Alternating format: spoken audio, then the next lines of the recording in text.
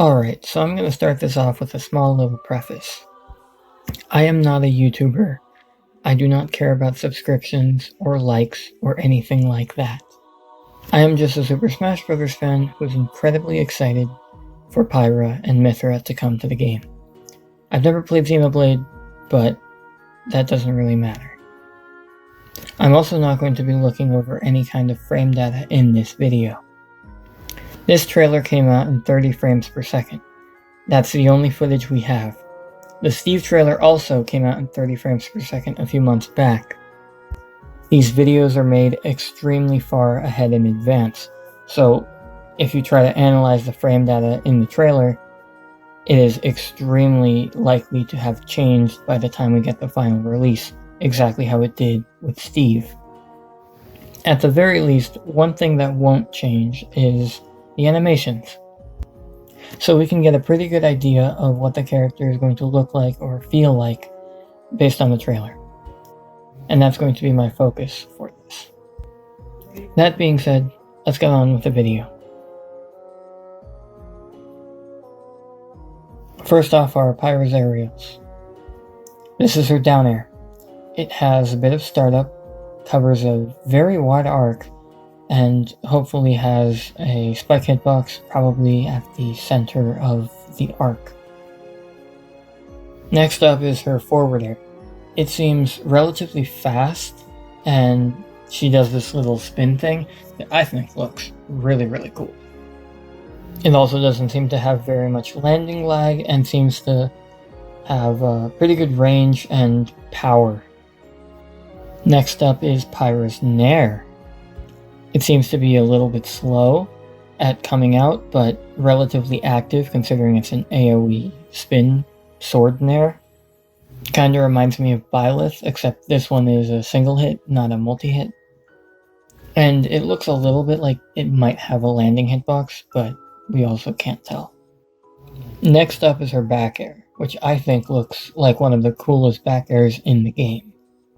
She does this front flip back swing that looks really cool and stylish. Seems to be relatively powerful as most back airs are, but interesting to note, both her Nair and her back air actually send at an upwards angle. This might mean that they're better for killing off the top or comboing vertically, kind of like Corrin. Finally we have her up air, which covers a very large area above her and seems to be pretty powerful based on the hit stop that Joker has in his clip. This also seems to further add to the fact that, yeah, this character is probably a vertical combo character and probably kills off the top. Lastly, we have Pyra's up tilt. It seems relatively fast, considering it's supposedly strong, and it also has a considerable amount of range above her. This is probably one of the better anti-airs in the game, definitely. Alright, now for Pyra's special moves. First up, her up special. She goes up into the air and then slams down and does this little power geyser looking thing. We aren't really sure if it's like clouds, where at the peak of the rise, if you can choose to slam back down and do the power geyser, or at the peak if it forces you into the dive at the end. It definitely seems like it would be usable as an out of shield option, but as far as distance goes, I measured it and it seems like it's around Cloud, a bit better than Cloud, but we have to see how much horizontal control you have when you do the move. Next up is Pyra's side special, where she throws her sword and then it spins in a multi-hit. Something to note in slow motion is that the attack by default spins horizontally. However, when it makes contact with an enemy, there's a flash, a small one, and it turns into a horizontal spin. And that's when it starts hitting the enemy, and before launching them away. It's important to note that the move doesn't seem to activate unless it makes contact with the enemy first, so we aren't sure exactly how it'll work. I feel like it would be a very busted ledge trap option if it was just active like this by default, but we have to see. Also interesting is that she is able to act and walk before the animation is over, before Captain Falcon gets launched away. Meaning, if you were to throw it and hit the enemy closer up, you might be able to follow up in combo. We also have to see whether you can attack without the sword, because she does have to go pick up the sword in this animation. Maybe it teleports, maybe you have to manually pick it up, maybe the enemy can throw it at you, pick it up like an item. There's a lot of questions that we still don't really have answers to for this move. Then finally is Pyra's down special, which turns her into Mythra. There's not much to say, it's fast, it's pretty self-explanatory. It's a pretty good move. Although we still need to wait and see what the cooldown is, or if there's any way to cancel it, like Pokemon Trainer using a special move. You might notice that I skipped over Pyra's smash attacks and a few of Pyra's moves that seem to be special moves. I will get to that in a bit. Next up is Mythra forward tilt. It seems pretty basic, pretty standard, just a swing in front. However, if it hasn't already become obvious, both Pyra and Mythra share their normals. Mythra's just being weak and fast, while Pyra's are just stronger and slower. So this is also Pyra forward tilt. And you can also keep this in mind for all future normals and any that I've already gone over for Pyra. Next is Mythra down air. It seems incredibly fast. It seems like it has no end lag. And it's also the same down air that Pyra has. So keep that in mind. Next we have her back throw. Nothing special. Sword fighters typically have bad throws. That's normal. However, what we don't know is if Pyra and Mythra share their throws. We know they share normals, but we still haven't seen any of Pyra's throws, so we have to wait and see for that. Next up is her down tilt that she actually performs straight out of transforming, and it comes out pretty much instantly. It's kind of ridiculous. And on top of that, of course, it combos into up air. Her up air is very fast, doesn't send very far, I don't know, pretty simple. But it is the same up air that Pyra has, so that's important to note. Up next is both Foresight and her up tilt. Foresight is that blue teleport thing. That's actually her roll. It seems to work exactly like Bats Within. Basically, she starts her roll. If she gets hit, frame 1, she'll teleport. So the question now becomes, how does it function with spot dodges? And how does it affect her dodge? Like, for example, Bayonetta, as far as distance goes, has the worst air dodge in the game. However, she also has frame 1 protection, making it one of the best air dodges in the game. So it's like pick your poison. But with Mythra, we haven't seen her air dodge, so maybe her air dodge is a normal air dodge and she can't use the teleport in midair. We don't really know. This, at least to me, seems to be the same thing that Shulk has with his counter. It seems to be the same, have the same inspiration. I haven't played Xenoblade, so I don't know where it comes from. But if anyone in the comments has played Xenoblade and has an idea of how this like blue sight thing works, please let us know. We also don't know if Pyra's dodge is also like this, so please let us know about that lore as well. And of course, her up tilt. Big, fast, anti-air, self-explanatory. With Mythra's specials, we're going to start with something we've already seen. Down B. Mythra turns into Pyra. It's pretty simple. Next up, we have Mythra's side special, which I personally think is one of the coolest looking moves and most anime-inspired moves in the game. It seems to come out relatively quickly for what it is.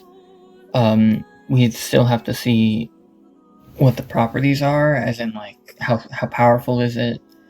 What happens when you hit it on shield? Is it like Falco where you just kind of get stuck? Or is it like Smash 4 where you just go through them? Because Mythra does teleport. She isn't exactly like pushing up against the player's shield like other side specials like this typically do.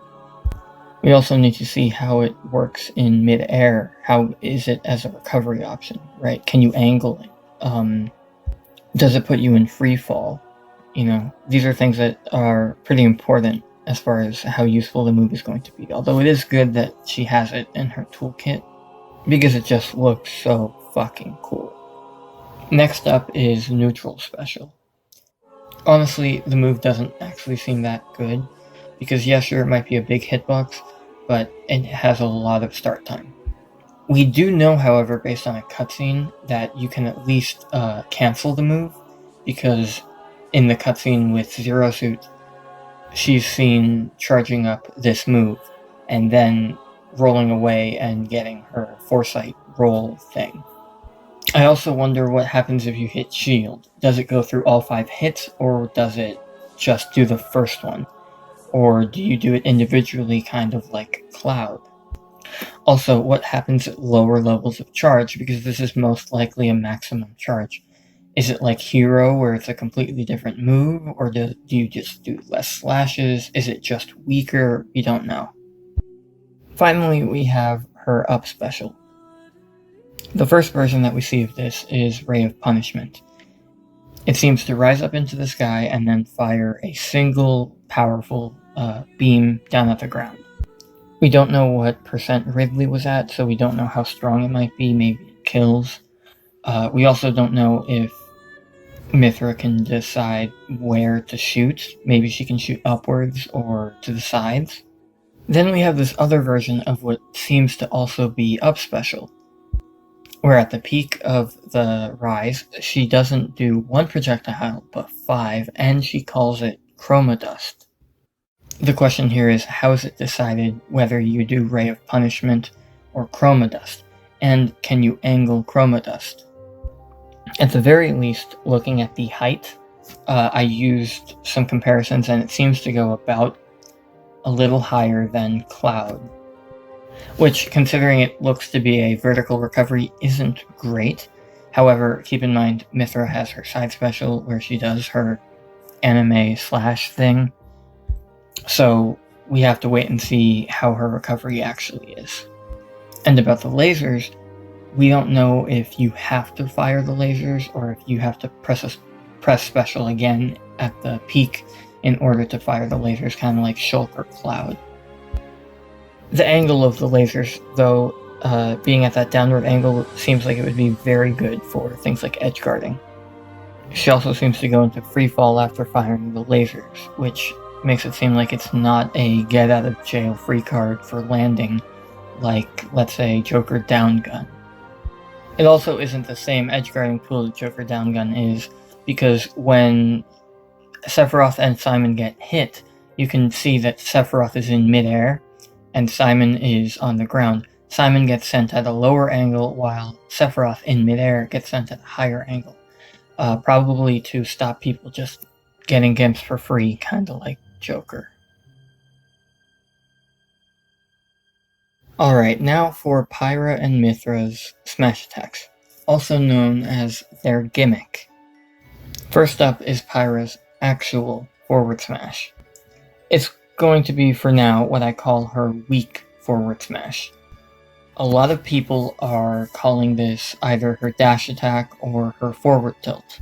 Here's the thing, it isn't her forward tilt because Mythra and Pyra share their normals, and we have seen Mythra's forward tilt and therefore Pyra's forward tilt as well. As far as dash attack goes, we haven't seen dash attack, but in this move, you see that the flash appears instantly. You cannot buffer a dash attack. That means it had to be some other move. And that's forward smash. You get the flash that you get when you start up any smash attack. But this is also her forward smash, is what you might be saying. Well, yes, it is. It's her strong forward smash, her powered up forward smash.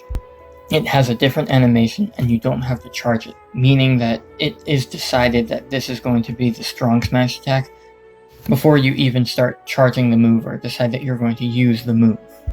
And that means that there's some sort of meter or something like that that decides when you can use a strong smash attack. Maybe it's percent based, maybe at high percents you can use the strong ones. We don't know. But we do know that Pyra's smash attack is very powerful when it connects, based on purely the hit stop and sound effects. It's also interesting because Rex actually explicitly points it out here in this clip. I mean, he said that it was powered up with fire, and he was telling the truth. It is powered up. Next up is Pyra's down smash. It seems like it's relatively fast. It seems like it covers a relatively decent area. It seems like a better version of Shulk down smash, all things considered. It's a single hit. I don't know. It seems pretty basic. We still need to see how powerful it is. Then we have Pyra's strong down smash, a move that I've seen a lot of people say is her neutral special. Truth is, we don't actually know what her neutral special is. We still have to wait and see for that. But her strong down smash is very powerful, and it goes from being a single hit to a multi-hit. That definitely increases the active frames for the move, since it has to get all the multi-hits in, making it better for area coverage. And you have to keep in mind it's the stronger version of the weaker one, so it's more active and stronger. But we do need to see the difference in frame data and how fast this move actually comes out, because this version is charged, so we don't really have any idea if it's a fast or slow move. Now we have something extremely interesting. Mythra here throws out an overhead forward smash. We know that Mythra and Pyra share normals, and Pyra's overhead forward smash is her powered forward smash. Both of the overheads for both Pyra and Mythra have the same exact animation, yet nothing was ever said about Mythra getting a power-up. Well, if you look closely, you will see that when Mythra throws out her forward smash, a small wind projectile comes out of the attack, instantly. Joker almost gets hit, but he rolls back. I'm going to assume that this is because they're playing against some kind of CPU, and CPUs have frame 1 reactions, or maybe this is just for the trailer. But that's a projectile. That's absolutely something that comes out of the attack. It is not just some smoke effect. If the projectile does hit, I don't think it would do very much damage or knockback. I think it would just be an extension of the hitbox, give it more range, but I don't think you're going to kill with that projectile. I think it's just coverage. But then this brings up, if both Mythra and Pyra can get their attacks powered up, what happens when you switch between them? If Pyra gets her fire power up and you switch to Mythra, does Mythra also have her wind power up? And vice versa. Or if Pyra has her fire power up and you switch off to Mythra, does Pyra lose the power up? Or does only Pyra get to have it, and then you can't use that powered forward smash until you switch back to Pyra, and you have to fill a separate condition to use Mythra's powered smash attacks? Then we have Mythra's up smash. We don't get to see it very well because it's kind of covered by the smash ball, but it seems like it's a single hit move, not a multi-hit. And most interestingly, does not seem to have any kind of wind projectile or effect coming out of it. What this tells me is that the move is the weak version. This is her weak up smash. That means that the strong smash attacks are a single use type of thing. That means it functions more like Limit, where you satisfy a condition, and from there, the next time that you throw out a smash attack, it will be powered up. Think like a limit break move. I personally really enjoy this because I think mechanics like Limit, where you get to use them multiple times per stock, but they don't exactly decide the game, are much better than things like Waft or Arsene or something like that, where they do kind of win you the game. We also have to think about what conditions have to be met. I mean, is this like a meter thing where you fill up a meter and then you use it? Is it a passively charges over time thing like Rob Laser or Waft? We also have to know whether that single use mechanic, if you use Mythra's powered up smash attack, does Pyra's powered up smash attack also get used, or does each one have their own conditions separate from one another? We don't know. We'll have to see in 2-3 3 weeks when the character actually drops. And then here's the part that most people, I think, don't really give a shit about, but I think is one of the coolest parts of this character. Both Mythra and Pyra each have their own unique Final Smash. Even though, looking at both of them, they are functionally pretty much the same thing, right? A big slash to send them into a short cutscene, and then they have a big vertical hitbox in front of them. Reminiscent kind of Banjo's, except it's an active Final Smash. The fact that the Final Smashes are still, like, unique is something I really enjoy.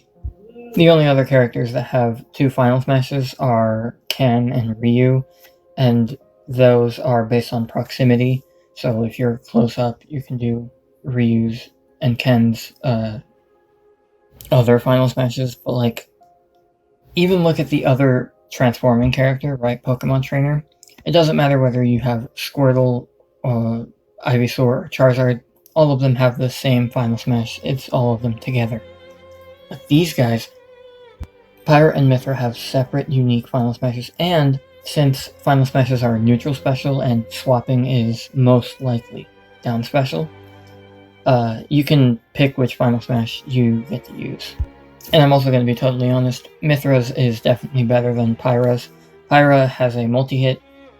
It's pretty much just the Entei Pokeball Pokemon, while on the other hand, Mythra has this, like, sky rain of projectiles, and that makes this Final Smash very good for something like edge guarding, and just kind of covering the ledge, more like Ness and Lucas.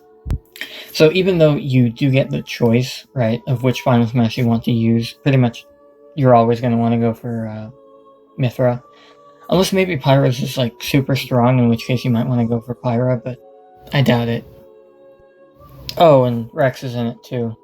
And the Sword Swing. This initial Sword Swing that sends him into the cutscene, that thing is huge. That thing's, like, almost, if not bigger than Sephiroth, which is kind of weird, because Sephiroth is supposed to be a big sword guy, but whatever. I'm not salty. And yes, I did just talk about the logistics of the Final Smash because I'm probably one of the only people who cares about competitive items. Now for the miscellaneous stuff. This is Mythra's dash. She seems like a pretty fast character. This makes sense. She's the agile one. Then here's Pyra's taunt. It seems like Rex might not be in the game, but he is at least represented in the taunts, kind of like Morgana in Joker's taunts.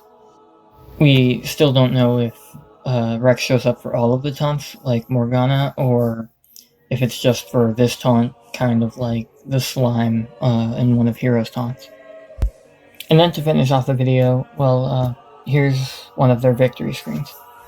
I think it looks really cool, and hopefully all of their other victory screens are just as good.